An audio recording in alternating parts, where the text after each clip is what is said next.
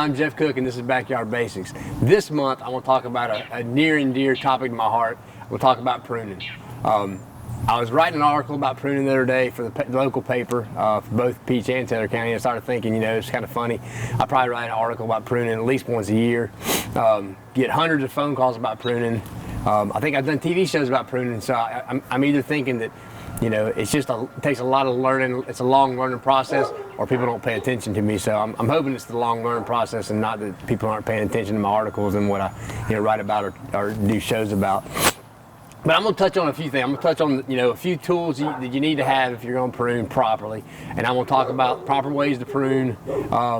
And I'm not the kind of person that's ever going to tell you, how you prune a crepe myrtle is the right way or the wrong way. I'm just going to give you some principles, give you some ideas to think about, so that when you do start pruning, you go into it for a purpose. You go to prune for a purpose, and you have some, basic knowledge of what that plant's going to do after you prune, so you know how it's going to respond, and you know not to do some things or how to do some things, so you don't hurt that plant at certain times of the year, and you keep that plant growing properly. So first thing I'm going to talk about just real quick is, I tell people, they say something about pruning. I'm like, don't prune just because, everybody else is pruning. Don't prune because your neighbor's pruning. Definitely don't prune because I'm pruning. I tell everybody that, they say what time's the best time to prune. I say the best time to prune is when you've got help to carry all the limbs away, put them in a pile, and burn them. There's nothing worse than having to carry all the piles of limbs from your yard, from pruning all your trees and shrubs. So I say do it when you have some help, when the kids are home from school. So, if you see me pruning, that's not always the best time to prune. A good rule of thumb around this part is if you see me wearing a jacket at 3 o'clock in the afternoon, it's probably a good time to prune, because that means that the trees and bushes and things are probably dormant. The best time to prune, if I just had to give you 2 months, I would say January, February in Georgia every year, best time to prune. Everything's dormant. We're ahead of any kind of bud break, any kind of growth, new flush of growth of that tree in the spring. You're going to do very little. You're going to do no damage to that tree if you cut it at this time. No damage to shrubs. No damage to some of your hedge plants, some of your leery oak type stuff, monkey grass. You're going to do no damage to it if you prune right now. So this is the best time to prune. The second consideration, which this is the argument I always get, is somebody's got a azalea in front of their in front of their kitchen window. They can't see the kids out there playing. It's 10 feet tall. It's winter. It's dormant, and they ask, "Is it the proper time to prune?" I'm like, well, if you can't see out your window, yeah, it's the proper time to prune. If all you care about is flowers, it's not the right time to prune. A lot of our spring pruning, our spring flowering plants, azaleas, things like that, they set their flower buds, even hydrangeas. They set their flower buds on summer growth. So if you prune heavy in the dormant season right now, then you're going to cut a lot of flower buds off. You won't have a lot of flowers next year, but you'll be able to see be able to see out your back window, and you'll get that plant back into shape. So sometimes you have to sacrifice flowers or a good-looking plant for where the plant's put, the functionality of it. If it's growing over a sidewalk, if it's growing out into your carport, if it's growing up into your roof.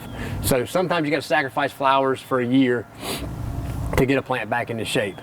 So I've got this limb here, and this, if a lot of y'all probably have pear trees. You can probably tell it's a pear, crab apple, something like that. But I was just using this to show you, kind of give you some ideas of how a tree grows. All right, so trees. We'll say this is just say it's a tree. This is your main trunk, your main stem. Right here, there's a chemical produced called auxin. It's pushed down this stem, and it suppresses these lateral buds. Okay, so this is a bud, this bud. You get down here. As you get here, this is last year's growth. You had about 10 inches, 12 inches of last year's growth. Once you get past that scar, the auxins can't travel as far down there, so you've got these buds have broken a little bit, and they're trying to push a little new shoot. So what you got to consider when you're pruning, what you need to think about is, if I come in here and I cut right here, what's going to happen?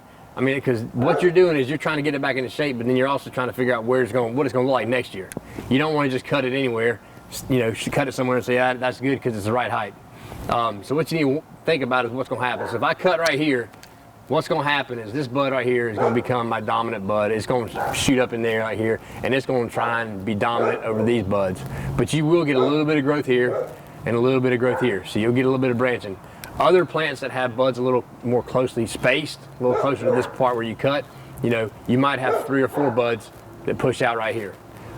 Most likely this, and this will push out, you know, this be the shortest and this being the longest.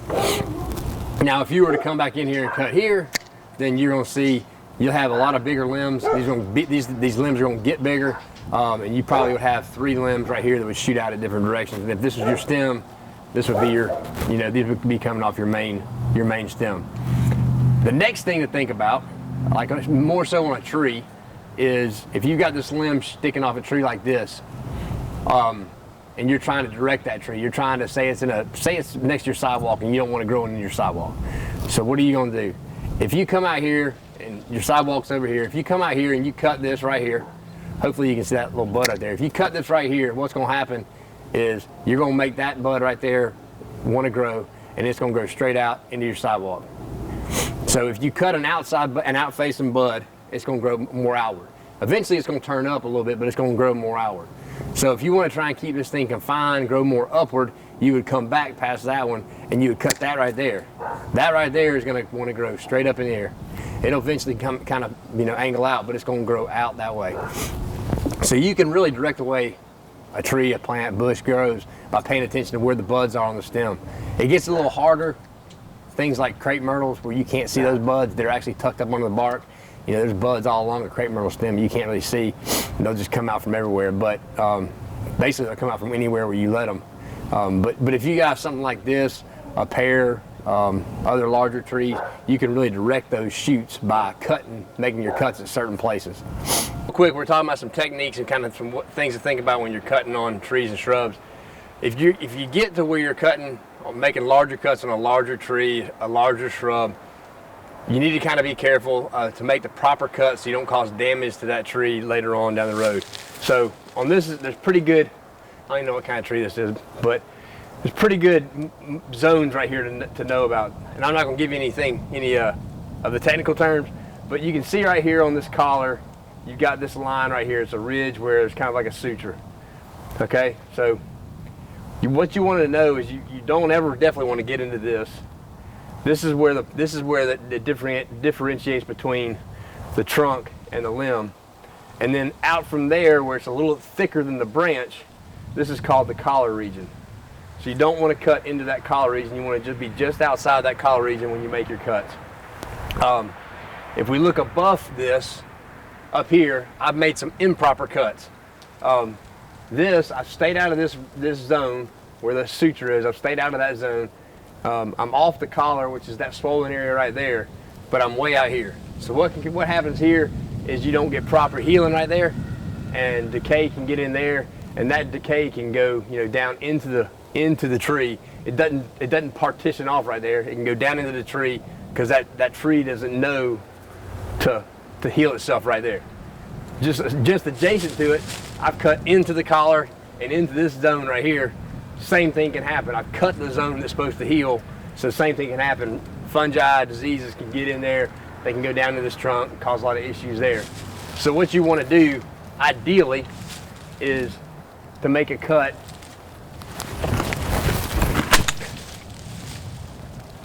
pretty well straight down, leaving your collar, leaving this zone. That'll close up, heal up, make a good wound. After a few years of this tree growing outward, all you'll see is a little tiny scar right here. You won't see much, and it'll heal up nicely. All right, we talked about some basic principles of how a plant grows, how a plant heals, you know, where you should make your cuts, and kind of why you should make certain cuts like that. Now, real quick, I'm gonna touch on some tools real quick you need to have. First, you need to have duct tape to fix whatever breaks, because you don't have duct tape and you might be out some tools. These are shears.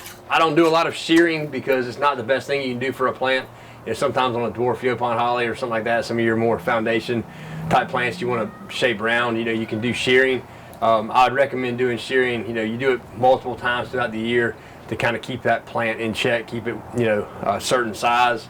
But always on even plants like that, it's best if you can come back every once in a while and do some real pruning where you reach inside the plant and pull some stems out, cut them out, and leave some air gaps and some sunlight gaps to let that plant fill back out. Because any of y'all know on a foundation plant, you know, you've got this big nice hedge, but if you get right down into the middle of it, you don't have a lot of green tissue there.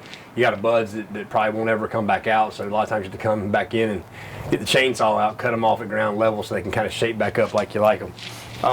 Another thing I use sometimes, not often, I don't like to, like a little folding saw or a little hand saw or like a pole saw for your bigger cuts. They're fairly easy to use. They're pretty sharp, you know, it doesn't take a lot of work, and I try not to make a lot of these cuts. I try to let a lot of things get around my house get big enough where I need to use this. But on some larger crepe myrtles, you know, you might have to use a saw for some upper branches. What I like to use is my little hand pruners, but I carry these in my pocket when I'm out in the yard. I do a lot of just pruning throughout the year as I go. If I see something sticking out, something that's shot up, I'll just go ahead and cut it off so I don't have to deal with it, you know, a bunch of them all at one time. And then you got your bypass loppers, you know, good for big cuts. Good for making a lot of cuts. And then last but not least, a good file to keep all these things sharp. There's nothing worse when you get in there and start pruning and you start, instead of cutting them, you're ripping stems, you're ripping barks. So I mean, these are the basic things, you know, little chainsaws, big chainsaws depending on the job. You know, you might need something like that, but with these 4 things you can get most of your pruning jobs done. Now I'm gonna go around and I'm gonna you know, go find a few different plants that are kind of common in yards and show a few techniques, kind of why we do it, you know, why we wouldn't do it, and you know, we'll go from there. All right, so here's a common situation we run into. You see a lot of places, and this is one reason I like crepe myrtles. I don't think you can kill them. I actually dug one up and it flowered in the woods after I threw it away. But you know, multiple stem crepe myrtle. What I'm gonna do, I'm gonna start cutting on this thing and try and bring it back to, you know, find a few good stems that I like and use it like that, you know, make it more of a tree and less of a shrub. You'll open up your view, you can see to the road, things like that. So I'm gonna get to work on that, and then we'll come back and see what the finished product looks like. All right, so I'm maybe halfway done.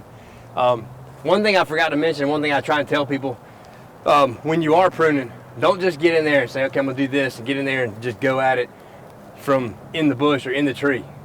You know, cut a little bit, cut half of it, cut a few cuts, step back and look at it. You know, just make sure it looks like what you want it to look like.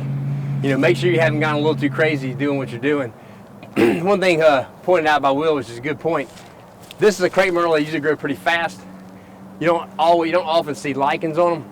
Lichens are a algae and a fungus living symbiotically together on your tree. They're not killing a tree. They've never killed anything. They're on it because it's not growing that well. It's not growing that rapidly. So it's not happy for some reason. One reason it could be not happy is it's got so many stems coming from one root system. You know, limited resources here. You got some grass around it. It could just be struggling that way. So what should happen here is us reducing the stems that are coming out that are competing for resources. This thing should grow a little more rapidly this coming year, and you know, the lichens should be a little bit less. So we're gonna cut, and I'm gonna come back to this thing and finish up real quick. And well, real quick, I'll finish up, and then we'll come back and look and see what it looks like. All right, so we're not quite done, but I told Will I wouldn't make him stay out here the whole time it takes me to prune a crepe myrtle. But what I've done, taking the top back, I'm gonna try and kind of shape these few that I've left behind the same height. A lot of the weaker wood that was in the middle, I took a lot of that out. I took a lot of this inside wood out, things going back into the canopy, open it up, a little more airflow in there, a little more sunlight in there. And anything really small, any really small wood, I would pull out, because a lot of that's going, you know, if it breaks off when you touch it, it's because it was shaded last year and is dead. So any of that wood that just looks like dead wood, like junk wood, you know, pull it out. You know, if you can snap it off like that and it's not hard to pull off and it doesn't rip stuff, it was pretty much dead anyway. So cut a lot of that out, open it up. I'd come back in here, probably take this off. And like I said, just every time, step back, look at it, make sure it's getting to the shape you want. And then what I do on crepe myrtles is all this wood up here, cut it back, just kind of top it, kind of head it back, because all your flowers next year are going to come off new growth that comes out in the spring. All your flowers, anything new, should have flowers on it come in spring. All right, so this is like one of those old world nandinas. People call them bamboo, the bamboo bush. You don't want to do a lot of heavy pruning on this, but just some light thinning on this, and I'll get to this later, but just some light trimming, just to kind of trim it back. And it might even be a firepower nandina that's just a little bit big. But one thing to think about with this plant right here is the air conditioner just came on, and you may not be able to hear me. So hang on. Like this is a lower pedaling. They can get kind of unruly. For a smaller one though, you know, some shears, they work real well because you can get multiple stems at one time. I don't ever try and get these too formal looking. They'll get pretty growthy. Put long shoots on. If you get to a bigger one, you know that you might want to. You still want to keep that natural form, but you got some bigger stems that some shears, especially some dull ones like mine, don't work. You know, you can come in here, and what I do is I'll just pick your big stems, you know, cut them back,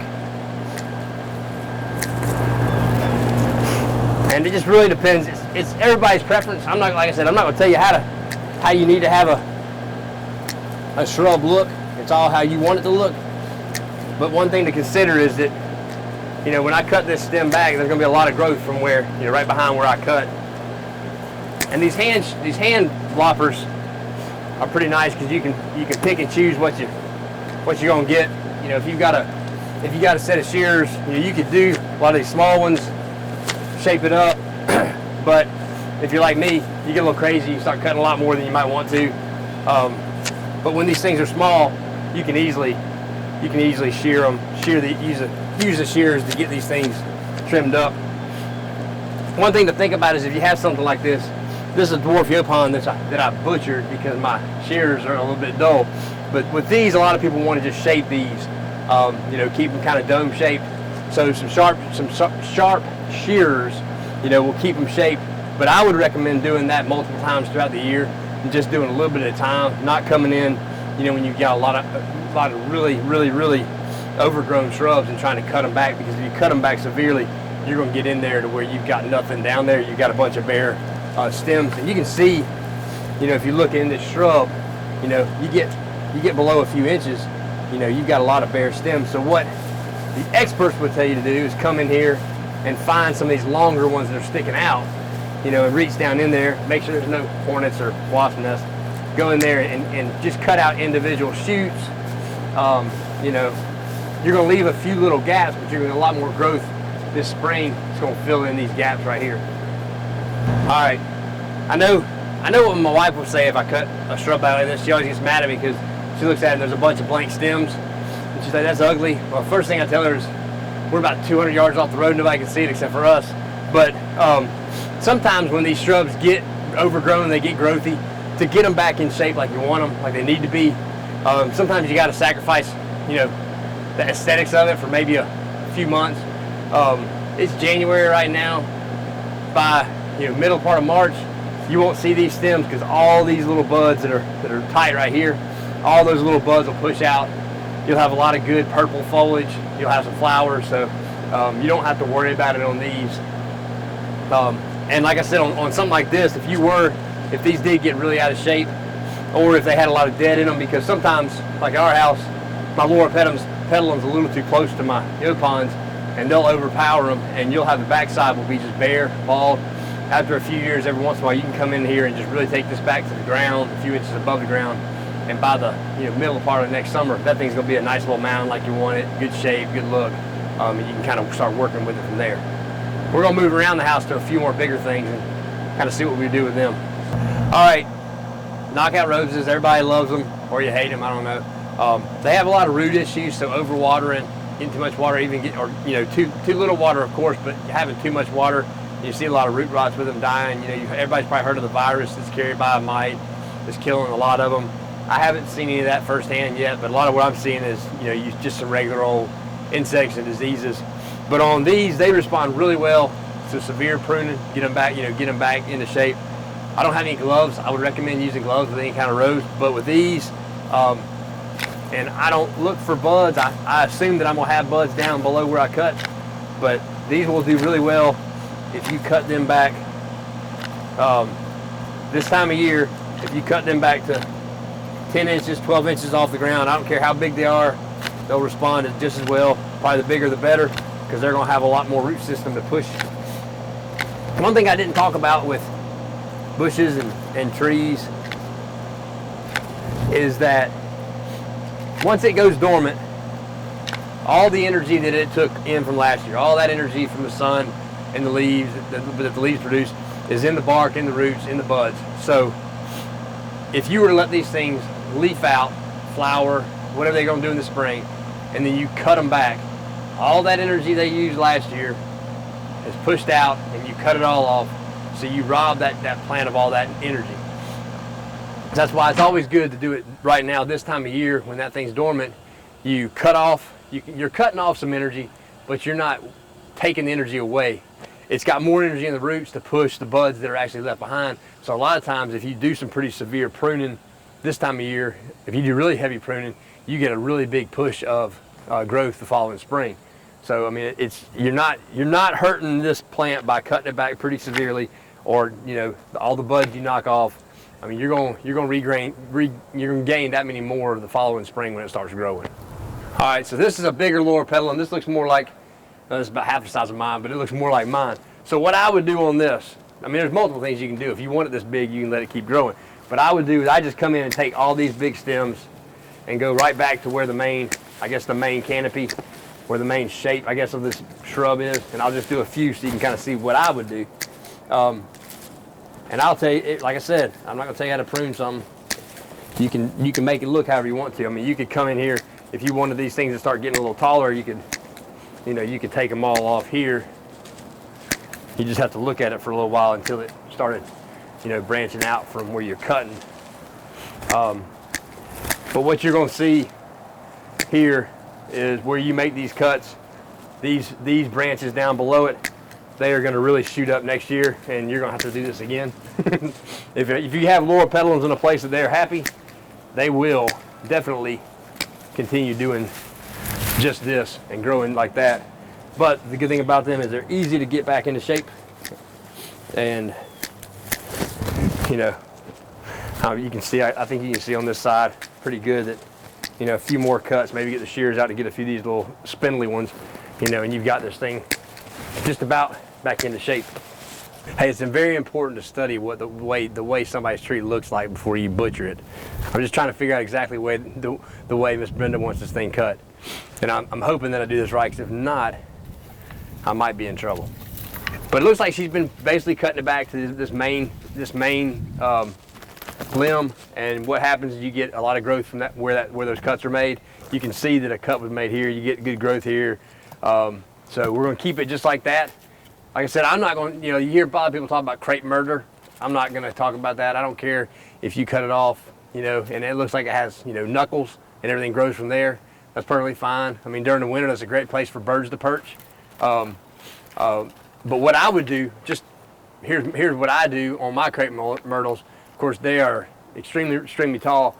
One thing I would do is probably come in here, and some of these internal ones, you've got two right here that are competing. I would probably take this one off and leave this one. The way I look at a tree or a shrub, more trees than shrubs, is that each one of these needs its own space to get light. So, if you've got three in the same place, I might take one out. If one's on top of another one, like this on top of this, I might take this out, or this, either one. But every time I do a few cuts, I'm gonna back up and look at it and make sure I got it in the shape I want to. So really, I mean, I'm gonna cut on this, but you don't have to watch. But what I'm gonna do is just cut it back to here. If it were mine, I would probably cut out here, and you'll get a lot of flower buds coming out here, a lot of flowers coming off, probably multiple branches on these buds here. So where this is this year, if you cut this, it's going to be the same thing next year. You'll have it out here, just a little bit farther out, and then probably come in here and remove some of these going back towards the house, just for being able to move around the house. But that's about all I would do here. So hopefully, maybe this is giving you some ideas, helpful hints on kind of what to do, how to do it, and why, how and why the plant's going to respond the way it does. As always, if you have questions, you can contact, Flint Communications. We have a Facebook page there. You can put comments on there.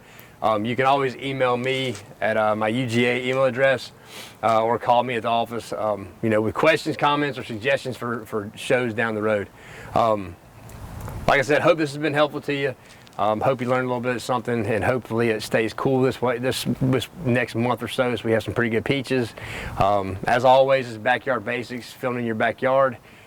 Make sure you watch us on Flint Local Watch 14 and Forsyth Cable Net, Channel 19. Thank y'all.